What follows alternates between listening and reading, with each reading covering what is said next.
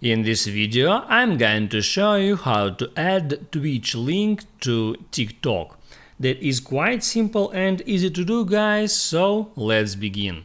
And first open up Twitch and here tap at Create to get into Create mode. Then right there tap at Stream Manager. Next tap at that pencil icon.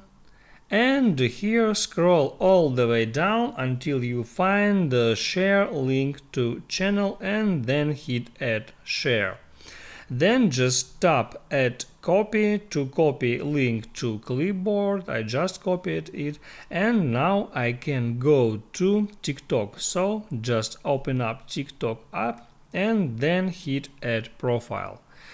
Now here tap at edit profile and then you can just hit where it says bio, hit add a bio, and now you can add your Twitch link right there. Just tap on add a bio and hit on paste, and now you can hit on save.